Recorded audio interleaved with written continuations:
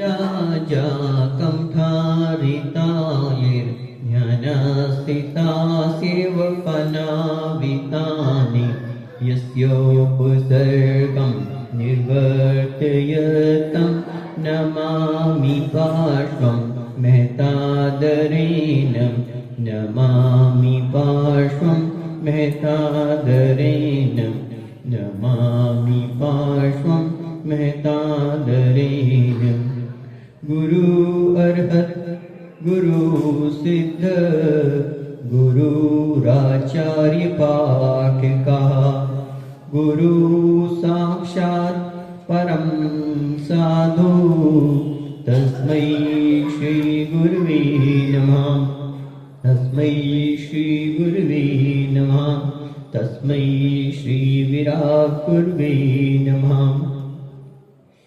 श्रीमन्नम्रामरस्तोत्तमं प्राप्तानञ्चतुष्टयं नत्वाचिनाधिपं वक्ष्ये शास्त्रसारसमुच्चयं नत्वाष्टिधर्मतीर्थेशं गुरुविमलसन्मति शून्यसूत्राणि कुर्वेऽहं शास्त्रसारसमुच्चयं शास्त्रसारसमुच्चयं शास्त्रसारसमुच्चयं। ये बोलिए अनंतानंत सिद्ध परमेष्ठी भगवान की, 2400 तीर्थंकर भगवान की, देवादिदेव श्री आदिनाथ भगवान की, ये बोलिए नेमिनाथ भगवान की, चिंतामणि पार्श्वनाथ भगवान की, यह बोलिए परम पूज्य आचार्य श्री नागनंदी जी महामुनिराज की, यह बोलिए परम पूज्य आचार्य श्री आदिसागर आचार्य महावीर कीर्ति जी महाराज, आचार्य विमल सावे जी महाराज, आचार्य सन्मति सावे जी महामुनिराज की, यह बोलिए परम पूज्य राष्ट्रधन गणाचार्य मम दीक्षा प्रदाता गणाचार्य गुरु 108 विराट सावे जी महामुनिराज की, भट्टाचार्य श्री विशुद्ध सावे जी महामुनिराज की, 3 कम 9 कण मुनिराजों की, स्वास्थ्य शांतमयी चिन्वानी माता की,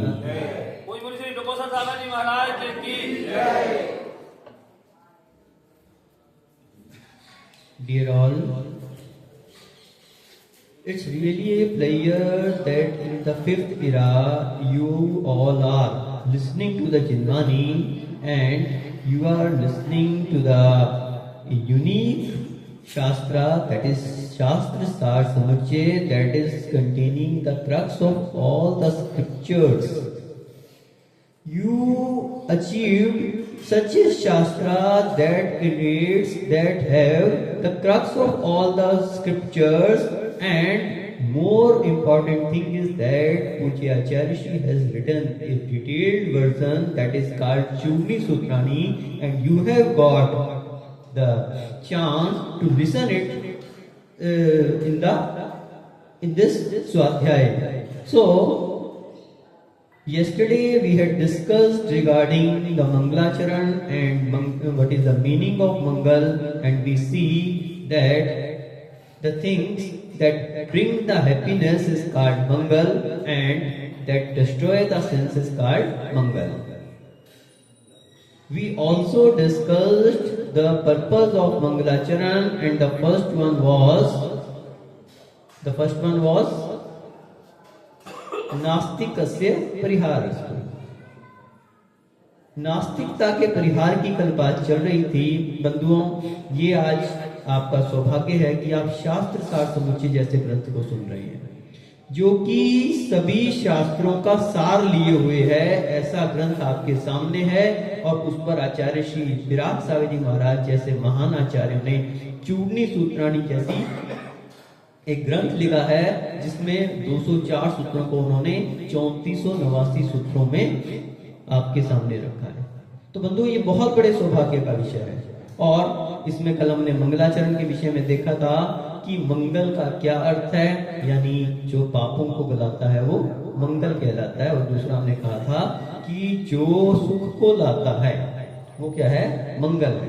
तो इस विषय में चर्चा जब चली थी तो हमने एक श्लोक देखा था, और जिसमें पहला शब्द क्या आया था कि जो नास्तिकता का परिहार करता है। मंगलाचरण का क्या पर्पस है? नास्तिकता का परिहार करता है। और कैसे करता है? नास्तिक का अर्थ हमने देखा था कि नास्तिक कौन? जो ईश्वर को नहीं मानता। जो ईश्वर को नहीं मानता वो नास्तिक है। और जब हम मंगलाचरण करते हैं तो देव शास्त्र गुरु को नमस्कार करते हैं, देव शास्त्र गुरु का गुणगान करते हैं। और जब हम देव शास्त्र गुरु का नमस्कार कर रहे हैं, उनका गुणगान कर रहे हैं, तो इसका अर्थ है हम ईश्वर को मानने वाले हैं। तो नास्तिकता का यहाँ पर परिहार हो जाता है। दूसरी बात इसमें आई थी कि हम कहा जाता है कि जैन धर्म ही अपने आप में नास्तिक है, ऐसा कहा जाता है। तो जैन धर्म अपने आप में नास्तिक नहीं है, क्योंकि जैन धर्मावलंबी ईश्वर को तो मानते हैं लेकिन ईश्वर का कर्तावादी नहीं मानते। तो इस विषय में हमारी चर्चा चल रही थी कि जो ईश्वर को ना माने वो नास्तिक, लेकिन ईश्वर को ना मानना अलग बात है और ईश्वर को मानते हुए उसे कर्तावादी ना मानना एक अलग बात है। और हमने कल इस बात का भी खुलासा किया था कि जो ईश्वर है वो वास्तविकता में कर्तावादी हो ही नहीं सकता। क्यों नहीं हो सकता? क्योंकि वो ईश्वर है। जो ईश्वर है, ईश्वर का अर्थ ही है कि जो सभी प्रकार के कार्यों से विमुक्त हो चुका है वही ईश्वर हो सकता है। जो आज भी संसार के कार्यों में लगा हुआ है वो तो आप जैसे और हमारे जैसे संसारी प्राणियों जैसा हो गया। तो ईश्वर बने का ही अर्थ है कि कर्तावाद से मुक्त हो जाना। और ईश्वर अगर कर्तावादी हो गया तो वो संसारी ही हो जाएगा। निश्चित है जो व्यक्ति कुछ कार्य करेगा तो वो ईश्वर कैसे हो सकता है? जो ईश्वर है उसका बहुत बड़ा एक आपके मन में इमेज होती है, एक बहुत बड़ा, आप उसके लिए बहुत बड़ी हस्ती मानते हैं। वो सामान्य प्राणी नहीं है। और उसको भी आप अपने जैसा समझने लगे कि जैसे आप भी अपने बच्चों का, अपने परिवार का भरण पोषण करते हैं, ऐसे ईश्वर जो है पूरी सृष्टि का करने लग गया।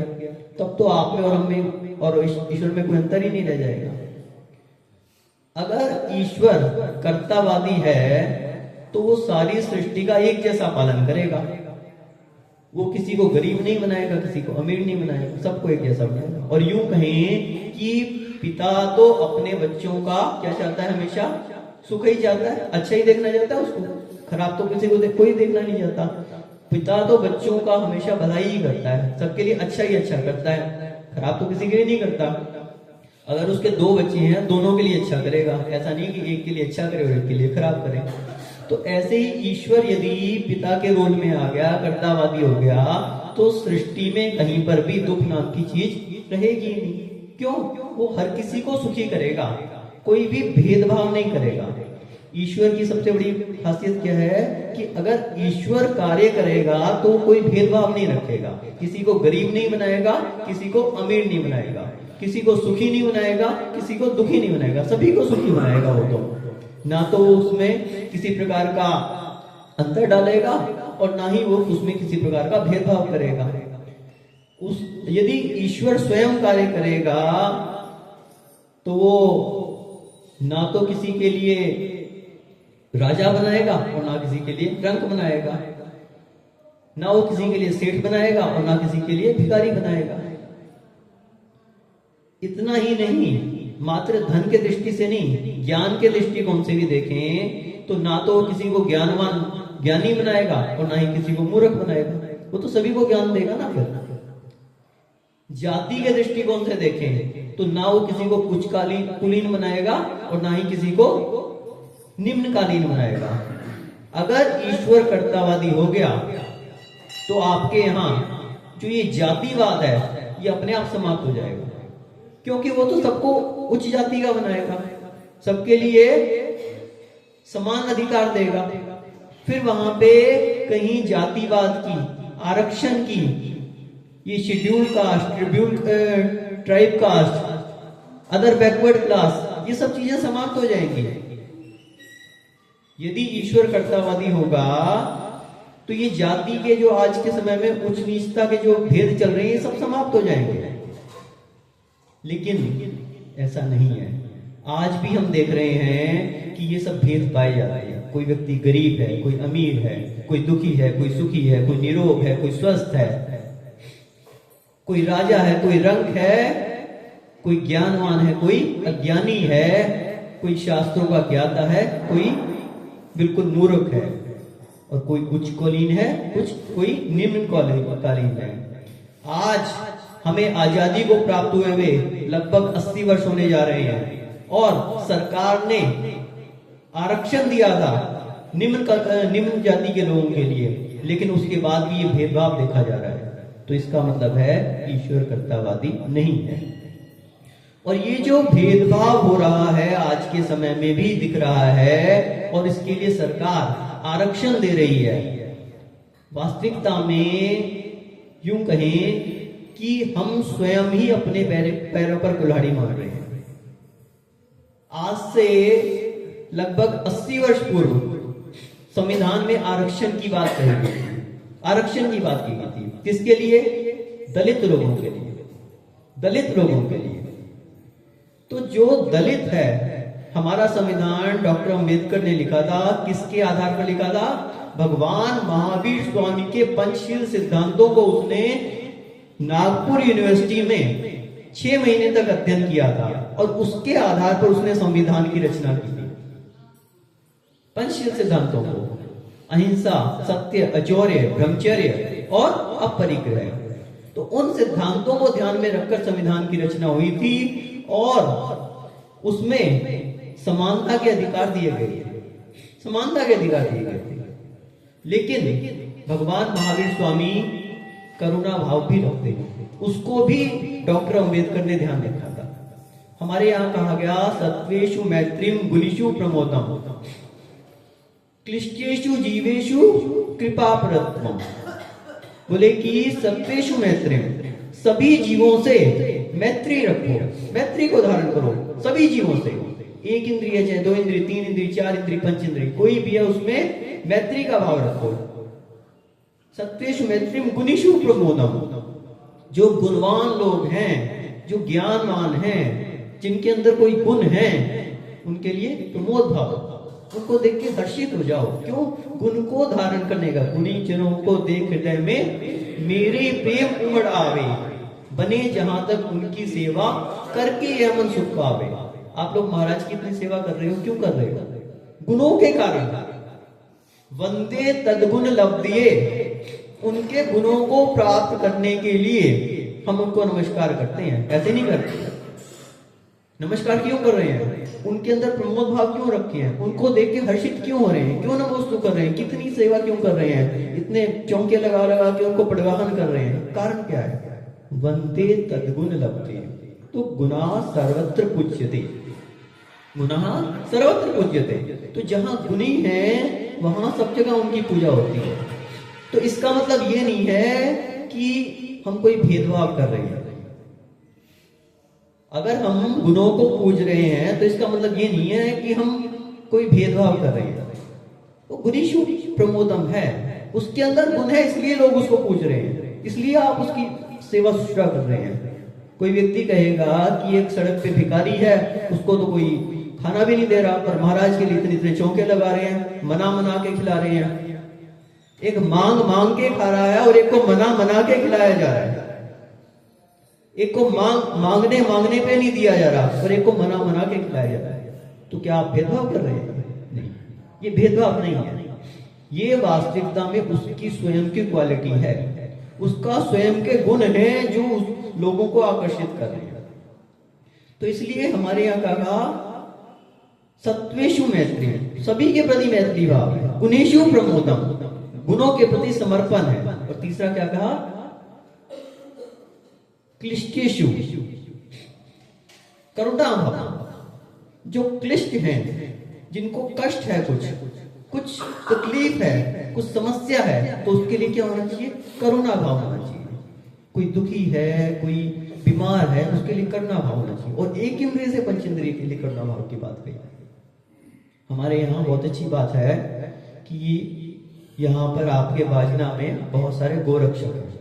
अभी हमारे सन्नी भैया जो हैं बहुत अच्छा कार्य कर रहे हैं, और सन्नी भैया तो ठीक है, सभी बाजना वाले जो हैं इस गोरक्षा में अच्छा एक अपना योगदान दे रहे हैं कि कहीं भी कोई बीमार गाय, कोई भी बछड़ा आदि देखते हैं या कोई भी प्राणी, तो उसकी रक्षा के लिए उनके भाव बढ़ जाते हैं। अभी भी दिखा रहे थे कि कोई गाय के पैर में कोई घाव वगैरह हुआ था, तो उन्होंने जाके उसकी सेवा की, उसके लिए दवाई वगैरह लगाई, डॉक्टर वगैरह को लेके गए।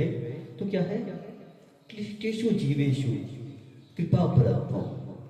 क्लिष्ट जीवों के लिए कृपा का भाव है, चाहे वह 1 इंद्रिय, 2 इंद्रिय, 3 इंद्रिय है, संगीत अंश है अथवा मनुष्य है।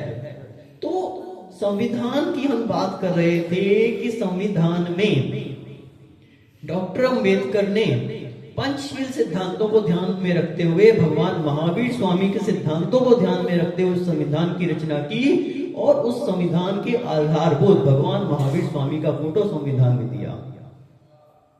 तो संविधान की रचना में आरक्षण को स्थान दिया गया। क्यों? क्लिष्टेषु जीवेषु कृपा परत्वम। आज से 80 साल पहले जो दलित वर्ग था उसकी स्थिति ऐसी थी कि उसके लिए कहीं खड़ा नहीं होने दिया जाता था। आज से 80 साल पहले की बात है ये, कि अगर कहीं पंगत चल रही है और कोई दलित वर्ग का व्यक्ति आ गया तो उसको दूर से ही भगा दिया जाता था।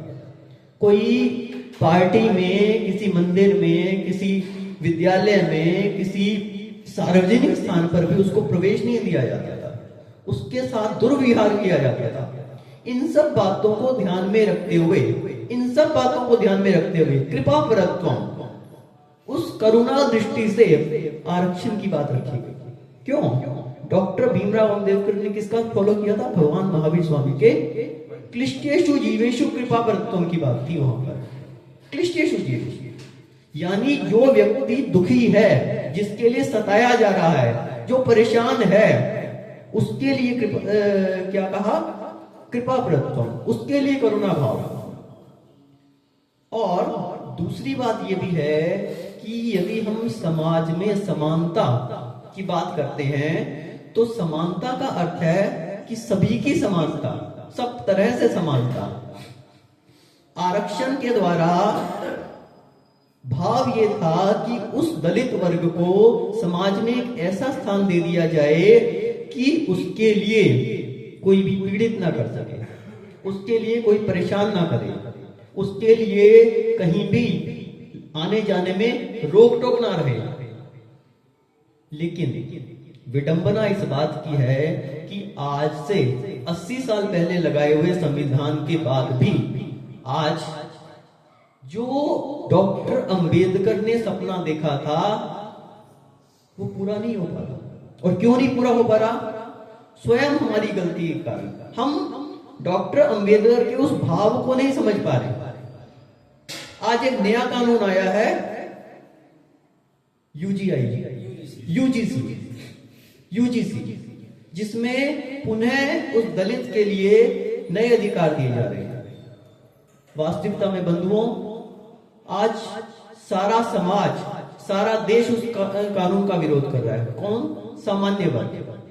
लेकिन मैं इस बात को कहना चाहूंगा कि सामान्य वर्ग तो उसका विरोध कर रहा है, उससे ज्यादा विरोध किसको करना चाहिए?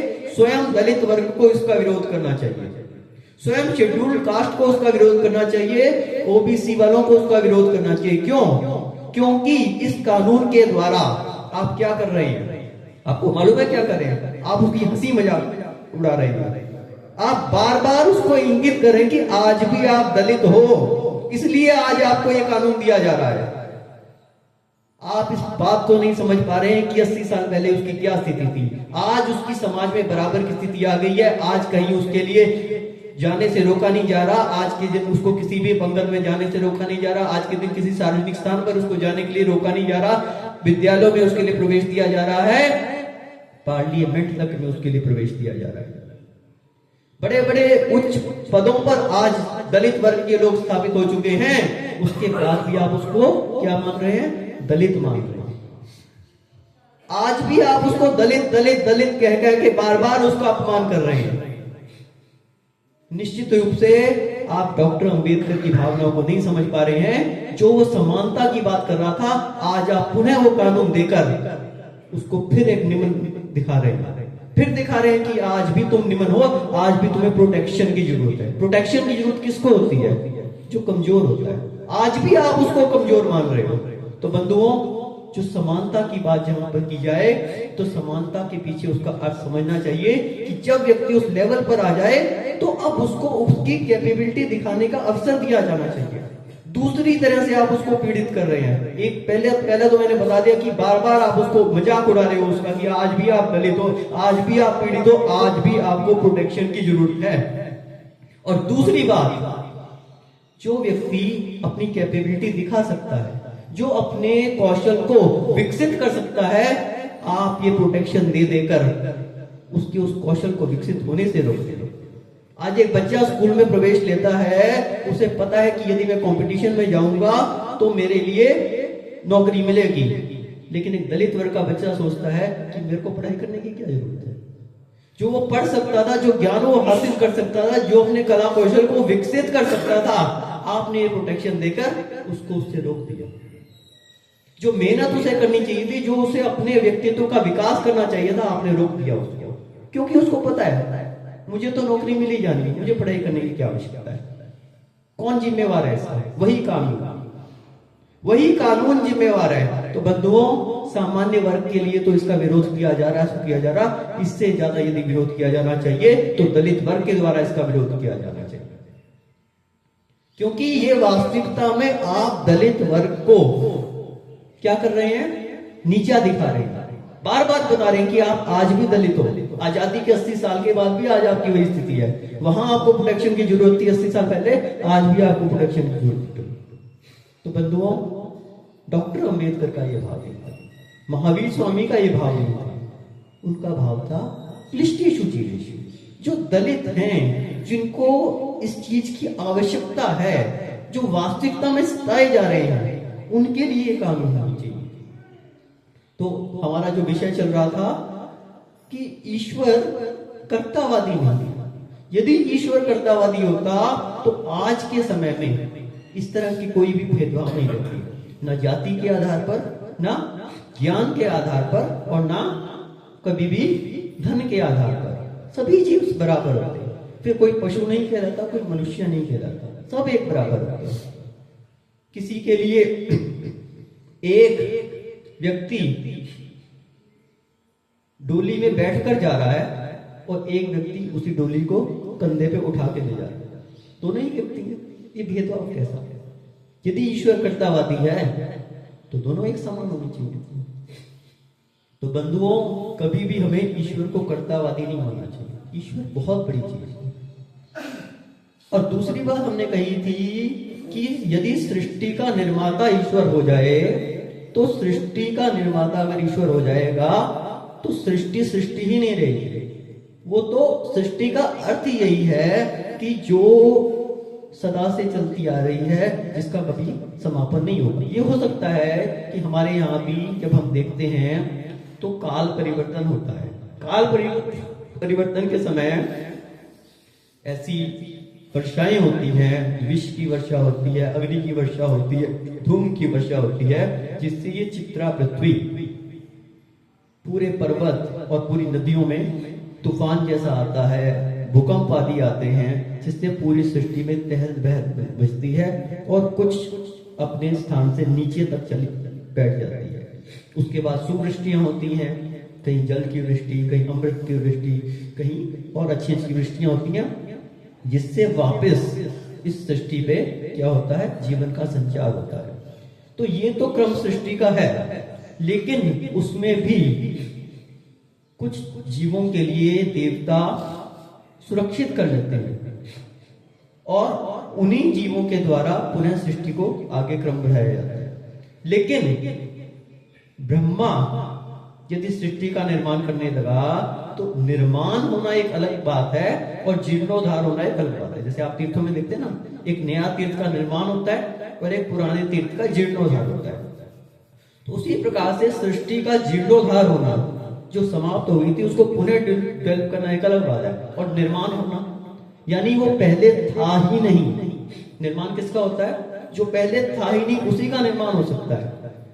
तो अगर आप ये कहेंगे कि कोई सृष्टि का निर्माता है, तो आपको ये मानना पड़ेगा कि सृष्टि का निर्माता यदि कोई है तो सृष्टि भी निर्माण की गई है, उससे पहले सृष्टि थी ही नहीं। और फिर आप संहारक भी साथ में कह देंगे, सृष्टि के संहारक भी हैं, सृष्टि के पालक भी हैं। तो सृष्टि के पालक के विषय में तो हम बता ही चुके हैं कि यदि सृष्टि का पालक ईश्वर हो गया तो सबको एक जैसा पालन करेगा, भेदभाव नहीं करेगा। और यदि संहारक हो गया तब तो फिर कहने ही का, जो अगर आपकी एक कोई पेन को भी तोड़ देता है तो आप उसको शत्रु मानने लगते हो। आपकी किसी भी चीज को किसी ने तोड़ दिया तो आप उसको अच्छा मानते हैं क्या? खराब ही मानते हैं ना। और जिसने पूरी सृष्टि का संहार कर दिया, क्या वो ईश्वर हो सकता है? जो पूरी सृष्टि का संहार करने लग जाए तो क्या वो ईश्वर हो सकता है क्या? उसको कोई अच्छा कहेगा क्या? और दूसरी बात हमने कही थी कि यदि निर्माणकर्ता भी हो गया और संहारक भी हो गया तो वो तो आपस में लड़ पड़ेंगे। आप कोई चीज बनाते हो, एक कुम्हार घड़ा बनाता है और एक बच्चा जो है उसको तोड़ने लग जाए तो क्या करेगा कुम्हार? नया नया बनाता रहेगा और उस बच्चे को तोड़ने देगा?